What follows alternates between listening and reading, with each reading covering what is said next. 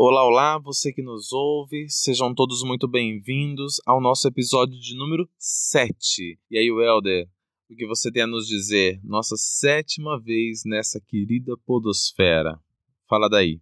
Olá, muito bom dia, muito boa tarde, muito boa noite para você que nos ouve. É bom estar com vocês mais uma vez aqui no nosso 7º episódio. É muito bom estar com você de novo aqui, Adilson, conversando e desenvolvendo o nosso matite pessoal aí, o nosso caminho de aprendizado semanal, discutindo ideias, trocando experiências e aprendendo cada vez mais. Vamos lá? Ficar magro, ficar rico, ficar mais tempo na cama, encontrar o amor da sua vida esbarrando sem querer no corredor de uma faculdade. Ter filhos, não ter filhos, ficar em casa ou virar um cidadão do mundo. O que tudo isso tem de comum, meu caro? Tudo isso são possibilidades. E este será o tema de nossa conversa de hoje. Agora, vamos viajar no tempo e no espaço. Vamos lá para o ano de 2005. Não tinha Covid. Gilberto Gil era quem ocupava a pasta do extinto Ministério da Cultura. Maria Rita, filha do furacão Elis Regina, lançava seu segundo disco. E nele tinha uma música do Paulinho Mosca, chamado Muito Pouco. E ela dizia mais ou menos assim: pronto, agora que tudo voltou ao normal. Talvez você consiga ser menos rei e um pouco mais real. Esqueça, as horas nunca andam para trás. Todo dia é dia de aprender um pouco do muito que a vida traz. Parece um mantra de Matite, né? Mas é uma composição aí do Paulinho Mosca, que eu gosto muito desse cara. Adoro a voz da Maria Rita. Mas vamos lá, toda esta história para te perguntar. A demasia de criar expectativas no outro me impede de ver as alternativas na possibilidade de ser menos rei e um pouco mais real? Real de realista mesmo? Bom, Adilson, vamos lá então, vamos falar um pouquinho sobre a questão das possibilidades. Deixa eu tentar explanar um pouco aqui do meu matite, do meu aprendizado sobre isso. Vamos ver se eu consigo partilhar alguma coisa com todos vocês. Primeiro, eu gostaria de falar dessa questão aí que você coloca bem no finalzinho da sua provocação, que é de colocar expectativas no outro. Eu acho que possibilidades chama essa ideia das expectativas, e aí você fala de colocar expectativas no outro. Eu acredito que colocar expectativas no outro é uma grande furada sempre. O ser humano, ele é uma caixa de infinitas possibilidades e a todo momento a gente está crescendo, está evoluindo, está aprendendo e está se tornando uma pessoa diferente, mudando inclusive às vezes de opinião. Então, ter expectativas a respeito do que o outro vai fazer, do que o outro vai pensar, do que o outro vai ser, é sempre um pedido para quebrar a cara. A única pessoa que você tem poderes reais de mudar a forma como pensa, como sente, como vê as coisas e como se move no mundo é você mesmo. Porque você, como eu falei, né, é uma caixa de infinitas possibilidades. O outro também é, mas no outro a gente não tem poder, a gente não tem poder sobre o outro. Então a gente só tem poder sobre nós mesmos. Então, na minha caixa de infinitas possibilidades eu posso mexer. A gente está falando de possibilidades e a ideia de que a gente tem infinitas possibilidades às vezes assusta um pouco a gente. Ela é muito retratada na cultura pop. Eu ultimamente assisto um desenho que eu gosto muito que se chama Rick e Morty. Nesse desenho é um cientista e o seu neto e eles viajam pelo multiverso. O Rick Sanchez, ele é um cientista, ele desenvolveu uma arma de viagem interdimensional, que é uma arma que faz portais, né, interdimensionais, e ele consegue viajar por infinitas dimensões e inclusive tem várias versões dele mesmo e do Mori. E a ideia, uma das ideias que o desenho traz, é um desenho fantástico, é que existiriam milhões de versões nossas em todos os lugares, né? Então assim, existem inúmeras. É como se não existisse só essa realidade que a gente enxerga. É como se todas as possibilidades, todas essas infinitas possibilidades que eu falei, elas existissem ao mesmo tempo, mas você só consegue enxergar uma, que é das decisões que você vem tomando e o caminho que você vai trilhando, e as outras você não conseguir se enxergar. E eu acredito que é mais ou menos isso, sabe? Eu e você, nós temos infinitas possibilidades e a gente pode ir para o caminho que a gente quiser ir. Só que por que a gente não faz isso? Por que a gente às vezes fica parado diante de uma decisão específica? Por que muita gente trava diante das possibilidades e às vezes acaba tendo uma vida medíocre, uma vida aquém, abaixo daquilo que ela poderia ter? Eu acredito que a gente tem dificuldade de tomar decisões decisões, às vezes, na nossa vida, porque nós temos muito medo de perder coisas. Nós temos muito medo de perder oportunidades, de perder possibilidades. Então, às vezes, ficar em cima do muro dá a falsa sensação pra gente de que a gente não tá perdendo nada. Porque uma vez que eu não decido, todas essas possibilidades infinitas, elas continuam existindo pra mim. Consegue entender? Então, eu não decidindo nem ir pro lado A, nem ir pro lado B, eu tenho o lado A e o lado B à minha disposição. Mas é bem da verdade, eu não tenho nenhum dos lados. Eu acredito que um experimento, se é que a gente pode chamar assim, que ajuda a gente a entender o porquê muitas vezes que a gente fica parado diante de uma decisão, é o chamado paradoxo do gato. Eu não sei se você já ouviu falar sobre esse paradoxo do gato, o famoso gato de Schrödinger. Erwin Schrödinger foi um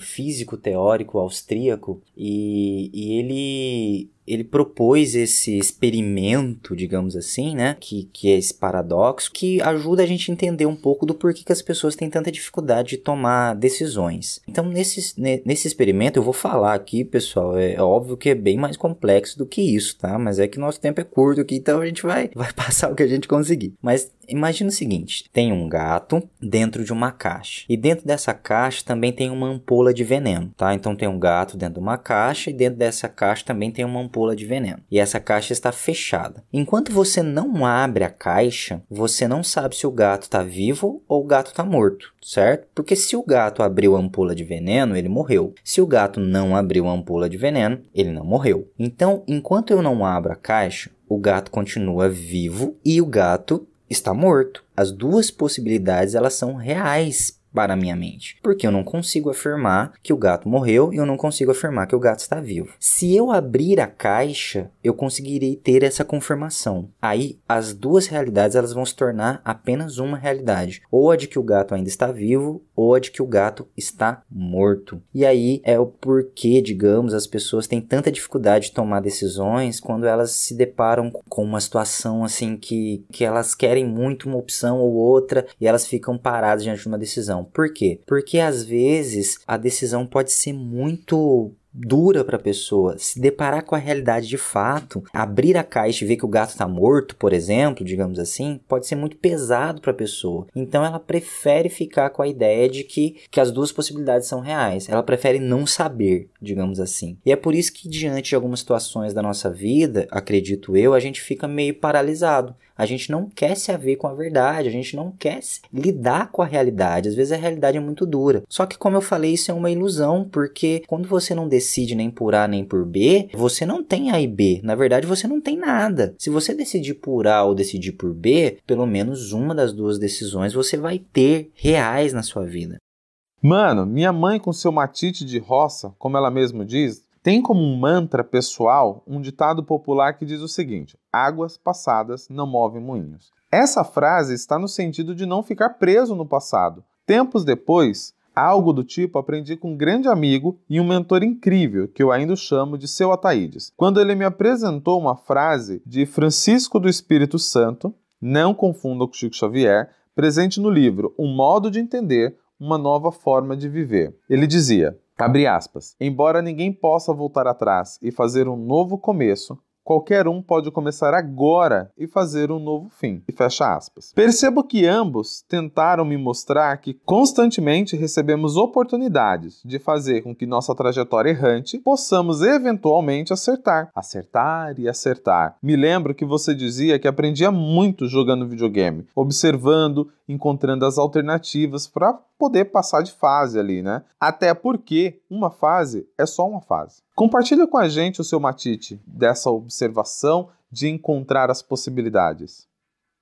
Ó, Adilson, realmente eu gosto muito de videogame, eu sempre gostei muito, eu tive meu primeiro videogame, era muito novinho, eu acho que eu tinha uns 5 anos de idade, eu ganhei um Atari, na verdade ganhei entre aspas, meu pai arrumou um Atari, meu pai fazia muito, em Minas a gente chamava de rolo, né, rolo que é ficar trocando as coisas, né, barganha, dava uma coisa, recebia outra coisa em troca, meu pai fazia muito isso, e numa desses rolos que ele fez, vez aí ele conseguiu um Atari, levou pra casa e eu me apaixonei pelo mundo dos videogames. Eu amava aquele videogame, mas o meu pai, em algum dos seus rolos, deixou esse videogame embora também. Eu fiquei um bom tempo sem videogame, indo nas locadoras, nas saudosas locadoras de videogame, onde você pagava, na época, 50 centavos para jogar meia hora de videogame, e jogando na casa de amigos, enfim. Mas eu sempre gostei muito dos videogames e eu sempre achei que os videogames me ensinaram muita coisa, com certeza, fazem parte do meu processo de matite até hoje. E eu gosto da ideia do olhar de filósofo,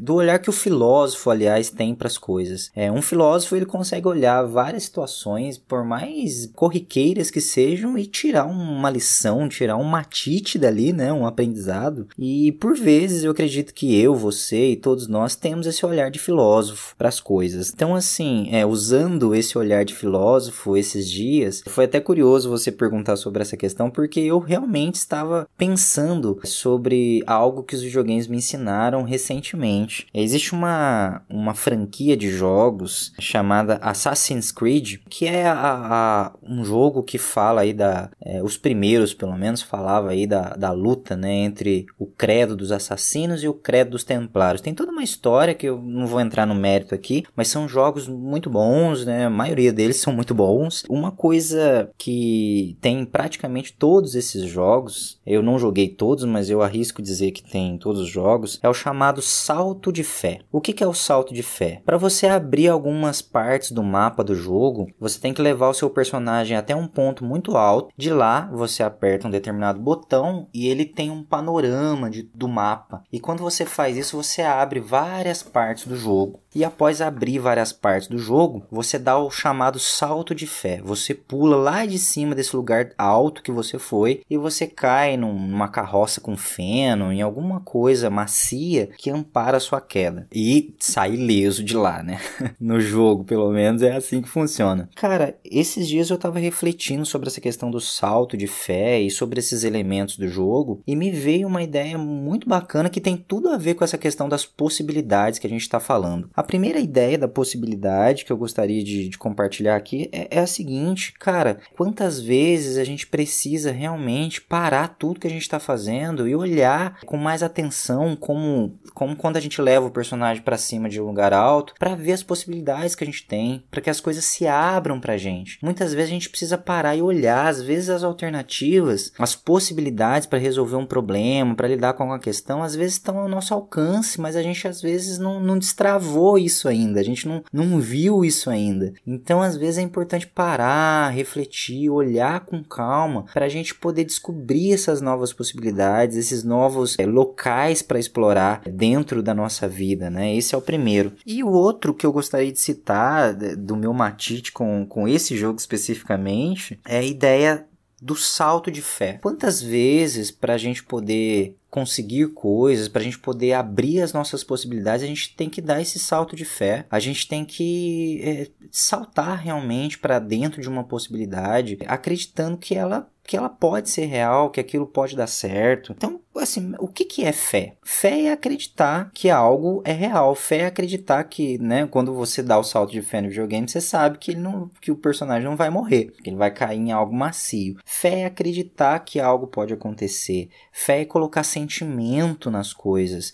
A gente não está falando só do sentido religioso, não, mas a gente, quando você assina um documento mesmo, eu já assinei documentos, e talvez você também, e quem está nos ouvindo, que coloca lá, né, assina e dou fé. O que é isso, dou fé? É dizer que algo é verdade, é acreditar que algo é verdade, que é verdadeiro. Então, eu acho que a gente tem que ter fé na gente, a gente tem que ter fé nos nossos planos, a gente tem que ter fé nas coisas que a gente quer que aconteça, para que elas possam se tornar realidade. As infinitas possibilidades estão dentro de nós. O pensamento é a grande ferramenta que a gente tem para criar a realidade ao nosso redor. Isso não é só falácia, não. Imagina só, uma ponte antes dela ser construída, um prédio, cara, antes de se transformar real, ela passou pelo pensamento do engenheiro, do arquiteto, enfim, que pensou naquele projeto. Então saiu da cabeça de alguém primeiro, saiu do pensamento de alguém para depois tomar forma. E é isso que acontece com a gente. E o cara que cria o projeto, ele dá fé, ele põe fé que aquilo é possível, ele põe fé que aquilo vai se materializar, que vai ser real. A gente já ouviu inúmeras histórias também de pessoas que foram desacreditadas num primeiro momento e que depois aquilo que elas acreditavam fez muito sucesso ou trouxe muitos benefícios. Nós temos a própria história da J.K. Rowling, que é a escritora, a autora aí de Harry Potter. Reza a lenda, né? Que ela levou a história do Harry Potter para várias editoras que fecharam as portas para ela e disseram que não iriam publicar. Mal sabiam elas que Harry Potter se tornaria um fenômeno mundial que se tornou e renderia milhões de dólares, né? Então, assim, às vezes a gente precisa acreditar. Às vezes a gente precisa de pessoas que acreditem na gente. Alguém acreditou na J.K. em algum momento e fez se tornar realidade. Mas a gente, antes das pessoas acreditarem nos nossos projetos, nós precisamos acreditar nos nossos projetos. A gente precisa colocar fé nas coisas. Gosto muito do episódio do Chaves também, que é o episódio que eles vão pra Acapulco, né? Na verdade é um arco ali do seriado que eles vão pra Acapulco e a Chiquinha e o Seu Madruga, eles não tem como ir pra Acapulco. E a Chiquinha ganha a passagem pra ir pra Acapulco num produto que ela compra pra limpar prata. E o Seu Madruga, né, um personagem pobre, ele não tem nenhum item de prata. E aí o professor Girafales vai questioná-los, e aí ele fala, né, que não seria fantástico se as pessoas tivessem um pouquinho dessa fé que tem as crianças? Cara, uma criança, essa frase do professor Girafales é muito legal, porque uma criança, ela pede pro seu pai um brinquedo, alguma coisa, ela não pensa se o pai tem dinheiro, se tem condições ou qualquer coisa do tipo. Ela pede na fé de que ela pode conseguir. E é essa fé muitas vezes que deveria nos mover para os nossos sonhos, para os nossos planos. E obviamente eu não estou falando aqui de você ser inconsequente, de você fazer milhões de contas que você não pode pagar e acreditando que só a sua fé que vai dar conta. Não, absolutamente não é isso. Mas eu acredito que na vida a gente tem possibilidade de colocar fé nas coisas boas e colocar fé nas coisas ruins, mas a fé ela sempre existe. Quando você acredita que um projeto pode dar certo, que um projeto vai ser legal, que uma coisa que você quer pode ser real e pode trazer muita coisa boa pra você, você tá colocando fé no bem. Quando você acredita que tudo pode dar errado, que as coisas são difíceis, que nada vai dar certo, cara, você tá pondo fé também. Só que você tá pondo fé em algo negativo, no mal. Então, ambas são fés. E se eu posso escolher pôr fé em algo bacana e pôr fé em algo ruim, por que não escolher pôr fé em algo bacana, né? Em algo que vai trazer coisas legais pra mim?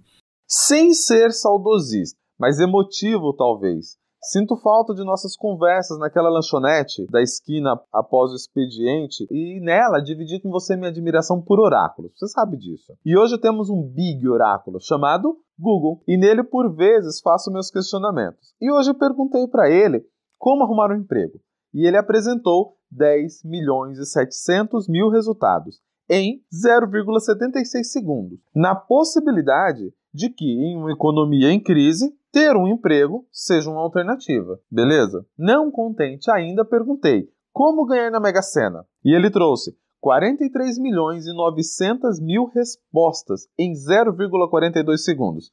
Ou seja, a esperança de ser milionário é muito maior do que a de arrumar um emprego, mesmo que as chances sejam de 1 a cada 50 milhões. Até aí tudo bem. Porém, eu ainda não fiquei satisfeito. Fiz uma última pergunta: como ser feliz no trabalho? E ele me trouxe 194 milhões de resultados. 194 milhões em 0,79 segundos. Não deu nem um segundo. Aí vem a questão. Podemos aceitar que a fala do sábio chinês Confúcio, faça o que você ama e você não trabalhará um dia, é uma promessa de possíveis dias melhores na nossa vida profissional?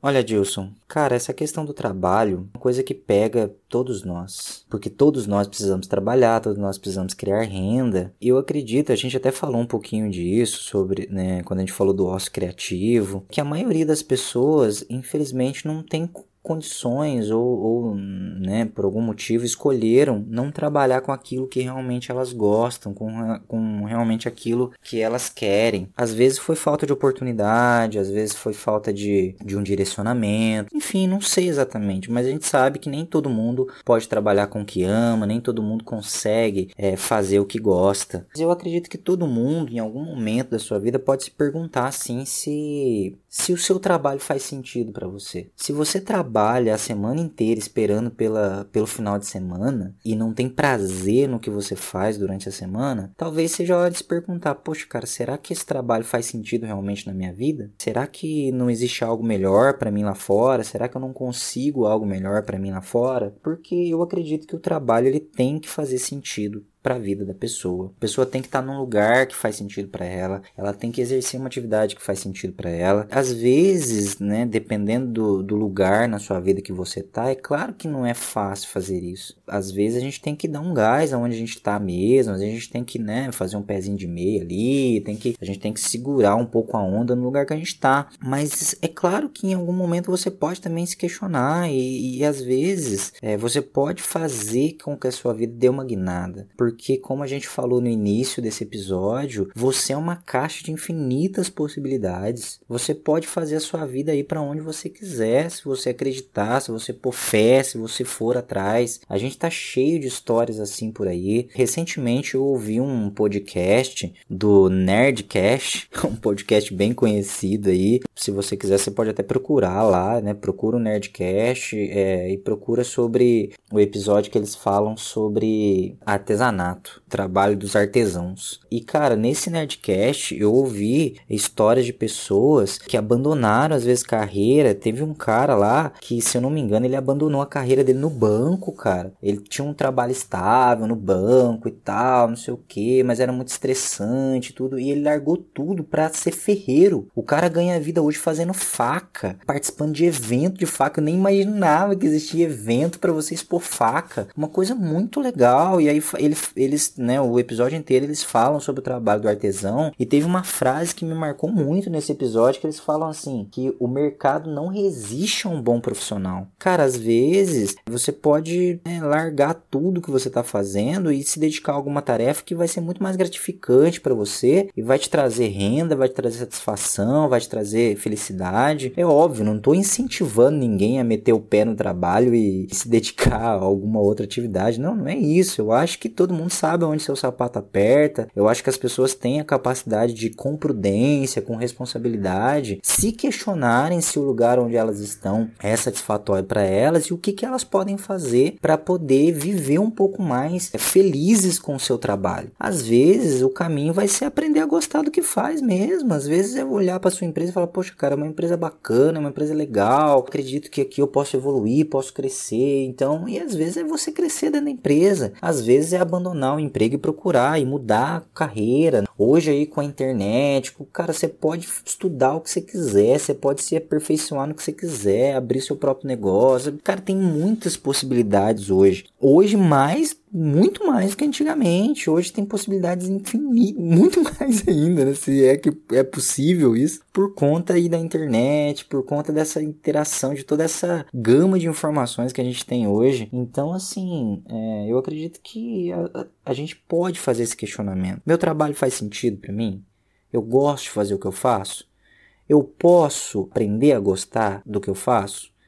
Se eu não quero aprender a gostar do que eu faço, se eu acho que esse trabalho não tem sentido para mim, o que teria sentido? Que tipo de trabalho teria sentido para mim? O que eu ficaria feliz fazendo? Será que eu posso ganhar dinheiro com isso? Como é que eu posso ganhar dinheiro com isso? E acredite, tenha fé, investe no que você acredita, no que você gosta, obviamente com prudência. Ninguém tem lá 10 filhos para criar, ou né, uma dívida para pagar. Eu não vou, obviamente, meter o pé na minha oportunidade de emprego para sair e tentar investir na minha vida, na minha carreira, mudar de carreira. É claro que eu vou ter um pouco mais de prudência, um pouco mais de responsabilidade, mas eu posso sim voltar os meus olhos para isso. Eu posso sim tentar achar um caminho dentro do meu trabalho, uma vez que todo mundo precisa trabalhar, que me faça mais feliz, que me deixe mais realizado. Eu acredito muito nisso, sim. Hoje eu me sinto muito realizado com o meu trabalho, gosto de ser psicólogo, eu gosto de trabalhar na empresa que eu trabalho, eu gosto de atender na clínica e hoje eu posso dizer que o meu trabalho faz sentido para mim. Mas eu já tive momentos na minha vida também, no meu matite pessoal, em que eu estava em lugares fazendo algumas coisas que eu me perguntava, cara, por que eu tô fazendo aqui? Sabe, por que eu tô dando minha força de trabalho aqui? Por que eu tô vendendo a minha força de trabalho para essa empresa? Graças a Deus, hoje eu consigo trabalhar com o que eu gosto. Na empresa onde eu trabalho, eu falo com jovens, que é algo que eu amo fazer.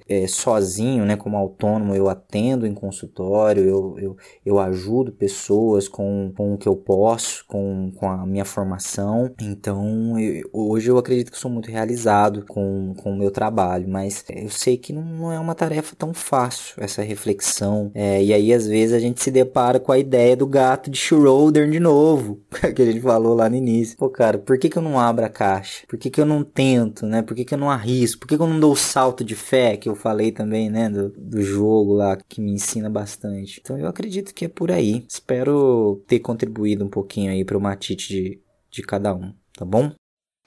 Cara, mais uma vez, muitíssimo obrigado pelas suas contribuições. O seu matite faz com que o nosso matite seja algo de forma coletiva e grandiosa. Fico muito feliz em fazer mais esse episódio com você. Agradeço também a todos aqueles que estão nos acompanhando, seja no Brasil, seja nos outros países, que existem brasileiros ou pessoas que falam língua portuguesa que descobriram o nosso matite e também estão contribuindo com o matite deles conosco. Então, hoje, um abraço especial para todos aqueles que falam língua portuguesa e não estão no Brasil, ou todos aqueles brasileiros que viram a possibilidade de mudar de vida e de mudar a sua trajetória através da imigração. Então, um grande abraço para todos vocês em especial. Welder, quais são as suas considerações finais para hoje? Bom, pessoal, é isso. Agradeço a você que nos ouviu aí até o final, agradeço você que está dando essa força aí pra gente. Espero que de fato esteja sendo enriquecedor aí para você esse compartilhar do nosso matite, que é o compartilhar do nosso aprendizado. Nos vemos aí no próximo episódio. Até mais. Abraço.